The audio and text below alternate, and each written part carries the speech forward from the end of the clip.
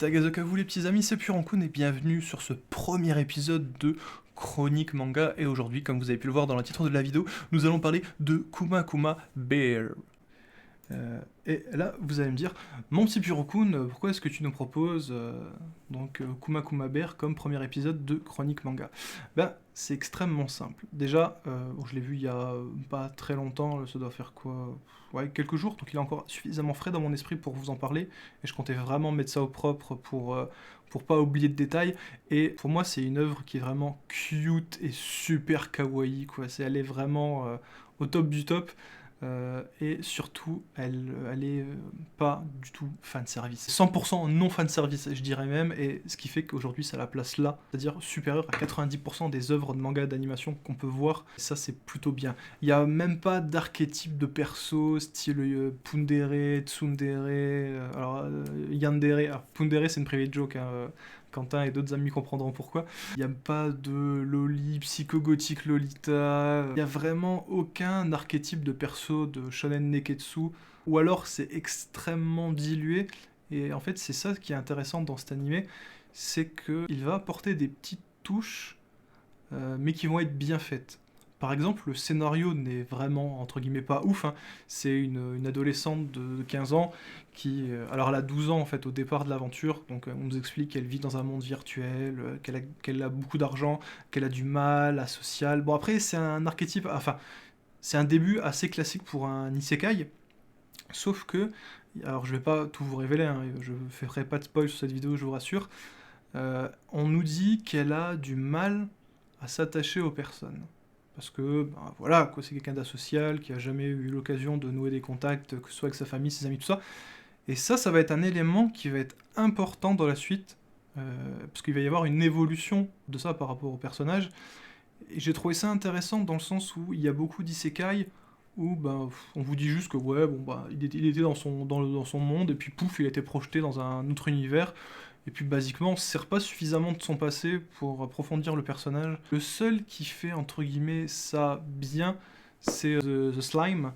Moi quand je me réincarne en slime, où on voit on va dire le personnage vraiment physiquement, parce que basiquement quand vous regardez Overlord ou d'autres animés, enfin d'autres isekai, on sait pas comment il était physiquement avant. Du coup, pour en revenir à ce que je disais dans The Rising Shield, dans The Slime, pardon, bah voilà, on voit qu'à un moment il sauve une fille, on sait comment il était plus ou moins avec ses collègues de travail, donc ça nous apporte des éléments intéressants pour la suite. Si ce petit élément que j'ai cité précédemment, il va être important pour la suite.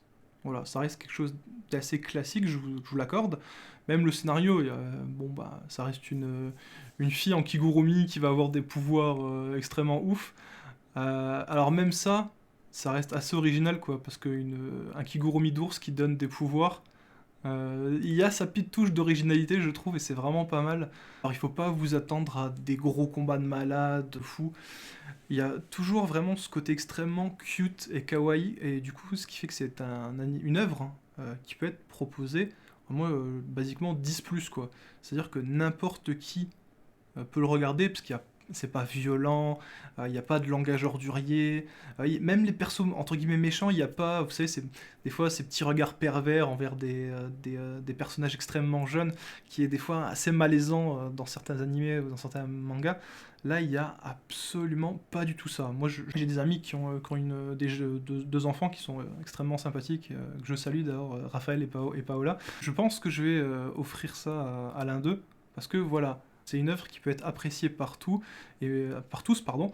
Et moi qui ai plus de 30 ans, j'ai adoré parce que c'est des histoires de la vie quotidienne qui sont racontées de façon extrêmement simple, et les personnages, enfin dans l'animation, le regard des personnages est suffisamment expressif avec une musique derrière qui est très émouvante, et basiquement à partir de l'épisode 4, à chaque fois un épisode sur deux, même plus, je veux dire, j'ai vraiment ma petite larme. Alors après je suis assez sensible et extrêmement bon public, hein, vous allez me dire, parce que basiquement il y en a qui vont regarder cet animé et qui vont dire c'est tout pourri quoi, et que c'est pas leur style. Mais de façon générale, moi qui suis assez bon public, j'ai vraiment très bien apprécié cet animé. Et quand un animé peut vous émouvoir, moi je pense que c'est gagné, parce que qu'est-ce qu'on demande à une œuvre de divertissement, que ce soit des films, de la musique, des mangas, bah, c'est de nous faire ressentir quelque chose, des sentiments, des émotions, peut-être nous rappeler quelque chose qu'on a vécu dans notre passé, voilà. Et moi, j'ai envie de vous dire, quand on va dire cette cage là, elle est cochée, pour moi, c'est un bon divertissement, quoi. Alors après, c'est pas une œuvre extraordinaire, si vous voulez, mais il y a une saison en animé, alors je pense qu'il y en aura sûrement plus après. Mais voilà, c'est pas quelque chose qui tire en longueur comme certains, par exemple Shonen Neketsu, où il y a 250 épisodes, avec des évolutions de puissance totalement what the fuck à la Dragon Ball, où ça n'a plus ni queue ni tête. Là, même les combats sont extrêmement minimalistes et par exemple, je prends l'exemple dans The Rising Shield Heroes, on le voit fouiller dans son item et aller choper on le voit vraiment qu'il y a une évolution dans l'XP, dans ses caractéristiques, ses capacités.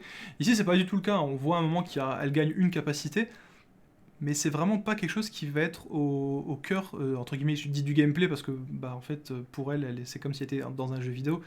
Et ça aussi, c'est quelque chose qui est sympathique parce que pour elle, elle va très rapidement se rendre compte que c'est pas le cas en fait. Euh, c'est plus mis en avant dans The Rising Shield Hero, pardon, où il se rend compte que bah, basiquement, quand tu meurs, même par exemple dans Sword Art Online, voilà, on se rend compte que bah, dès que tu meurs quoi. Et du coup, ça fait tilt aux joueurs. Là, il y a vraiment c'est vraiment pas développé, il y a vraiment pas ce côté où à chaque fois elle va se faire la réflexion, ah ouais, c'est un jeu vidéo, tout ça, tout ça. Tout ça, c'est mis de côté pour vraiment, au profit de l'histoire et des relations entre les personnages, notamment Yuna et. Je sais plus comment il s'appelle l'autre, je suis désolé. Fina. Ah, je cherchais le nom. Le personnage de Fina. Voilà, leur relation, elle va vraiment être extrêmement tendre, douce et chaleureuse et sincère en même temps. Et ça, c'est. Alors vous allez me dire, ça peut paraître un peu niais, mais basiquement, quand vous regardez des animés vraiment d'action, style Shingeki no Kyojin, où il y a vraiment, le scénario est vraiment, moi j'apprécie, vraiment le scénario est vraiment ouf, en tout cas je trouve, ou des trucs à la Kimetsu no Yaiba, vraiment où l'animation, des fois elle t'explose les yeux. Regardez ce genre d'animé ou de manga, c'est un peu comme une touche de rafraîchissement. C'est-à-dire que, alors je regarderai pas ça, c'est pas mon style d'animé, mais de temps en temps, ouais, 12 épisodes sur ça, bah en fait ça vous apporte quelque chose et ça permet entre guillemets de faire une petite pause parce que ben vous n'avez pas la peine de vous casser la tête en mode genre alors lui c'est qui, pourquoi est-ce qu'il fait ça, voilà c'est vraiment pas un truc d'enquête à la Conan, vous allez vous voir vous casser la tête, vous restez devant votre PC et on va dire vous prenez votre pied à le regarder. Alors en tout cas moi j'ai pris mon pied à le regarder.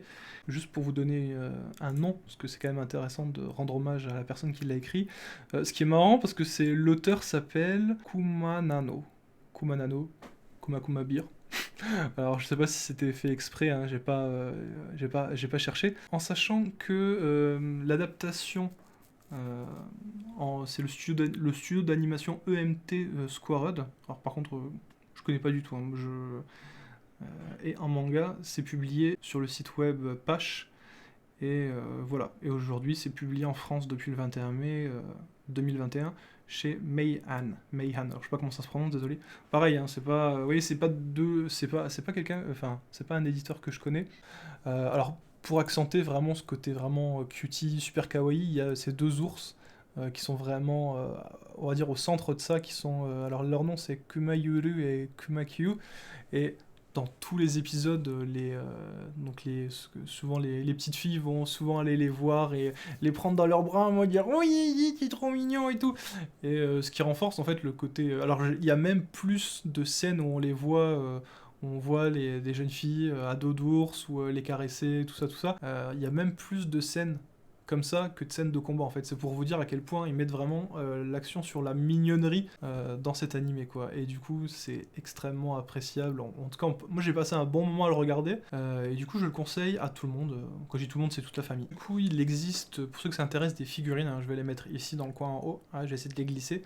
Alors une figurine qui existe en deux exemplaires, à savoir quand elle est dans son kigurumi noir, c'est-à-dire le kigurumi classique, le blanc qui est celui qu'elle utilise quand elle dort. Alors on nous donne l'info dans l'animé comme quoi ça lui permet de restaurer sa mana. En tout cas c'est suggéré, c'est pas dit explicitement, mais ce qui fait sens en fait pour un kigurumi qui permet quand on dort, voilà, de se reposer, d'avoir une régénération plus importante en tout cas de sa mana. Alors de ses capacités, de ses points de vie, ça on sait pas, mais en tout cas de sa mana, oui, ça c'est sûr.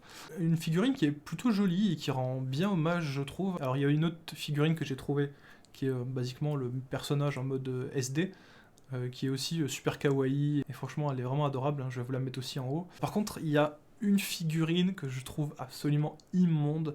Et là, je me suis dit, mais pourquoi est-ce qu'ils ont fait ça, bon sang?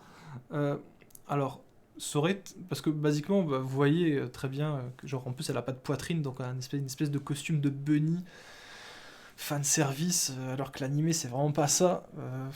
Basiquement, dans un autre animé style, il existe une figurine de Yumeko en bunny, alors bon. Alors elle a le physique pour, mais est-ce que ça se justifie ce genre de figurine? Non, mais bon. On sait comment ça marche l'industrie de l'animation, hein. Faut vendre des figurines, donc bon, alors à la limite, la figurine de Yumeko, oui, pour les gros pervers. Mais là, non, quoi. Pas pour Yuna, quoi. Je veux dire, enfin, respecter le personnage, quoi. En plus, c'est. Non. Donc, pour moi, la dernière figurine, c'est juste non. Voilà, que dire d'autre? Bah, allez-y, regardez des animés, prenez soin de vous. C'était le premier épisode de Chronique Manga sur Geeking TV. Je suis Pironkun, votre humble serviteur. Et je vous dis à la prochaine. Ciao! ちょっと聞いて私今日いいことあったんだそれは君にとって何でもないことがもう寝て